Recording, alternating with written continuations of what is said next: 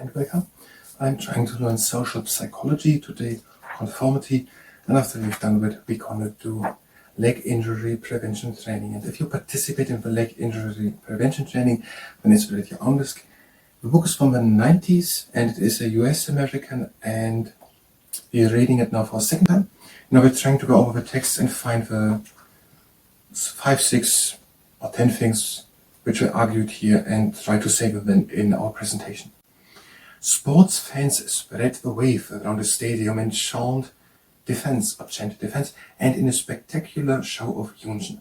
TV producers insert canned laughter into situation comedies such as way of increasing viewer responsiveness. Political candidates trumpet the inflated results of their own public opinion polls to attract new voters to the winning side. And bartenders, waiters, waitresses, and musicians stuff dollar bills into tip jars at the start of an event to encourage their customers to follow suit. As these examples illustrate, people often imitate one another automatically and without conflict. Of course, you don't need to be a social psychologist to realize that we have an impact on each other's behavior. But how and with what effect? When we use the term social influence, we refer to the ways in which people are affected by real and imagined pressures from others. The kinds of influences brought to bear on an individual come in different shapes and sizes. In this chapter, we consider 3 that vary in the degree of pressure exerted on a person: conformity, compliance, obedience. As depicted in figure 9.1, conformity, compliance, and obedience are not distinct, qualitatively different types of influence. In all 3 cases, the influence may emanate from a person, a group, or an institution, and in all instances, the behavior in question may be constructive, helping others, destructive, hurting others, or neutral. So personally here, I think we're going to say that conformity. The first thing argued in this book, we're going to say that is that people have an influence on other people around them. For example, the examples named are 3, and for example, now 4, actually 5, that people were doing the wave in the stadium, going with your arms up, as the other one doing, and it is not really, I don't really know if it's a perfect example. We're going to name it. But the second example, another example is when they're chanting together, like commands to the teams playing sport, like defense or something. Or that some people, that oftentimes sitcoms have canned laughter in the audio track, so that the people don't think that we laugh alone. Or that political candidates show how many people are voting for them if they have good voting polls, because of the idea behind it, which is that some people want to vote for the side which is winning. Or that some people, like musicians or bartenders, are putting money into the jars before we're letting them go around. Okay, we have that. Anything else here? When we think here? Okay. It is useful to note, however, that social influence varies as points along a continuum according to the degree of pressure exerted on the individual. It is also useful to note that we do not always succumb under pressure. People may conform or maintain their independence from others. They may comply with direct requests or react with assertiveness. They may obey the commands of authority or pose powerful over others in an act of defiance. In this chapter, we consider the factors that lead people to yield to or resist social influence. Some people are yielding to social influence, other people are resisting to it, and also different degrees. Here are the named 6 things. If they are yielding to the social influence, they are having conformity, or compliance, or obedience. If they are resisting, they are having independence, assertiveness, or defiance. Listed here like that, so we try to say it. Conformity, compliance, obedience, and then independence, assertiveness, resistance. Conformity. It is hard to find behaviors that are not in some way affected by exposure to the actions of others. As social animals, we're talking of human beings in general, are vulnerable to a host of subtle, almost reflex-like influences. We often yawn when we see others yawning and laugh when we hear others laughing. To demonstrate the point, a research confederate stopped on a busy street in New York City, looked up and gawked at the 6th floor window of a nearby building. Films shot from behind the window indicated that about 80% of passersby stopped and gazed up when they saw these Confederates. When social psychologists talk of conformity, they refer to the tendency for people to change their perceptions, opinions, and behavior in ways that are consistent with group norms. With this definition in mind, would you call yourself a conformist or a nonconformist? Do you ever feel pressure to follow what others are doing? At first, you may want to deny the tendency to conform and instead declare your individuality. Think about it though. When was the last time you appeared at a formal wedding dressed in blue jeans or remained seated during the national anthem at a sport event? People find it remarkably difficult to breach social norms. In an interesting illustration, social psychology research assistants were supposed to ask subway passengers to give up their seats, a conspicuous violation of a norm of acceptable conduct. As it turned out, however, many of the assistants could not carry out their assignment. In fact, some of those who tried it became so anxious that they pretended to be ill just to make their request appear justified. So we're going to say many things. And then it's argued in the book that people having an influence on each other. The listing for example, then other examples, with saying there was done a little experiment where one person was just looking up to a window, and around 80% of the people who passed by also followed that example and looked up to the window, which they wouldn't have done if a person wouldn't have done it. Or people, and also people living in social norms to which most people are conforming. The examples that named in the book are to stand up during to not stay seated during the national anthem, or to wear to weddings the appropriate clothing, which the social norms describe? I don't know. Yeah, I think describe. And the other thing was then, and the last thing, or another experiment with the social norms that people are conforming to them was that people were asked to ask people that they should give them, without any reason, their seat in a train or in a bus. Where was it even? In a subway. Train. In a subway. And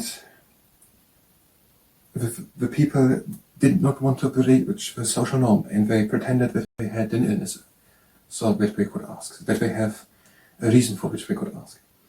With conformity being so widespread, it is interesting and ironic that research subjects who are, at least in North America, who are coaxed into conforming to a group norm will often not admit it. Instead, they reinterpret the task and rationalize their own behavior as a way to see themselves as independent. People understandably have mixed feelings about conformity.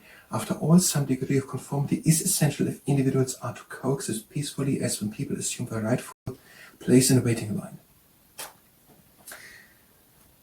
Another example is that people are waiting in a waiting line. Yet at other times, conformity can have harmful consequences, as when people drink too heavily or at parties, or tell offensive ethnic jokes because others are doing the same. For social psychologists, the goal is to understand the conditions in which people follow along and the reasons for that behavior. Okay, then we're going to say, and then the argument is that oftentimes people declare their independence and say that they are not coaxed into conformity of a group. They are trying to reinterpret the task or rationalize their own behavior to see themselves as more independent. And then the next thing was, these conformity things have, when it's said that many conformity things have a rightful place in the society, it's said like that, a rightful place. No, but what is it? After all, some degree of conformity is essential, if individuals are to coexist peacefully. But some degree of conformity is essential for peaceful coexisting, like waiting in a line. Other ones might be harmful, is been said, like participating in drinking because other people do it, into heavily drinking, or telling offensive jokes because the other people are doing so. Okay, we have to talk about what we want in our presentation. Now let's take one little moment to look what we have here, because we want to save it in the presentation. So it's Social Psychology 3rd edition, Sharon S. Bremen, Saul M. Kassim. Sharon S. Bremen, State University of New York at Binghamton, and Saul M. Kassim, William College.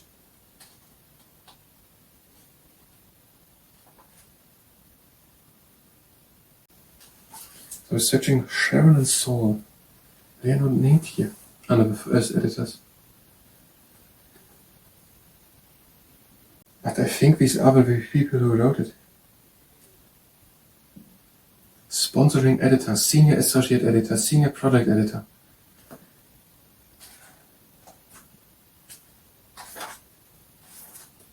I guess it was written by Sharon S. Bremen, Saul Cassin. That makes a lot of sense. Okay, then we have it, and it is from the year 1996, probably. Okay, it is social psychology written by Sharon S. Bremen and Saul Cassin, written in 1996. On the page sounds on. Okay, we have our presentation together.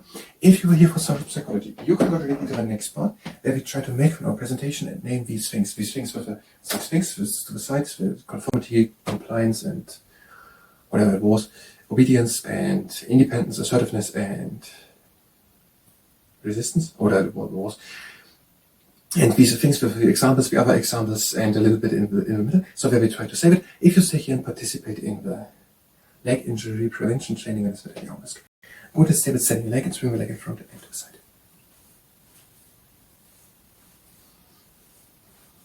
And the other foot in front and to the side.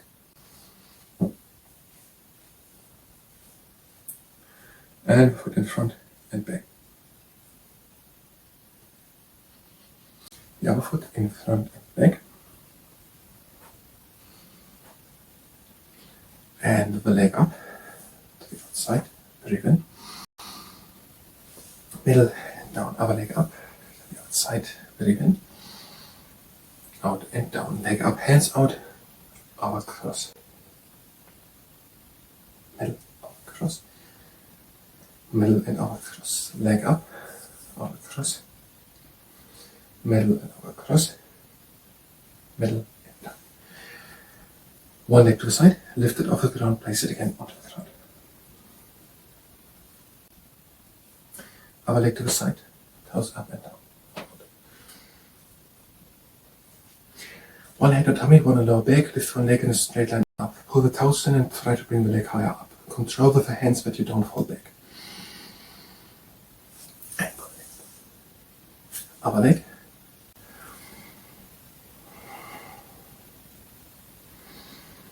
And pull down. And one leg up. Press up into the side. Other leg. Up into the side. And stand good on one leg. Turn over to the leg. Down into the knee. Control over. Up. Change the leg. Stand good. Turn over. Down. Controlled over. And stand good and reach always with the heel to imaginary 90-minute intervals on an imaginary dial of a clock. And with the other leg, 12 o'clock and 1:30 and 3, 10:30 and 9 o'clock, 7:30 and 6 o'clock, 4:30 and 3 o'clock. Stand good, over heel onto the ground, don't do it if you're pregnant, lift the heel off the ground and place it again onto the ground. Our heel onto the ground, lift the heel off the ground, place it again onto the ground.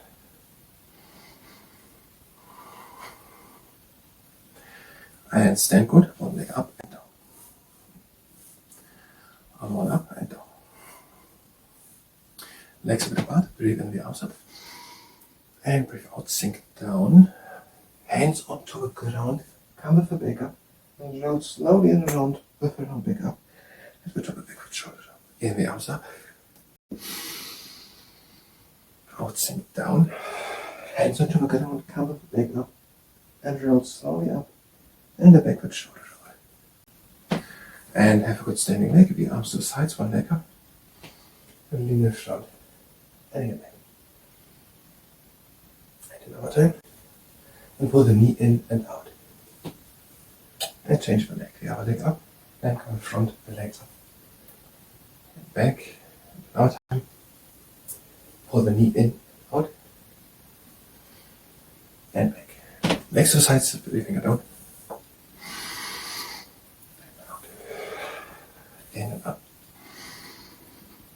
Out and down. In and close the legs. And out. It was leg injury prevention training. I thank you very much.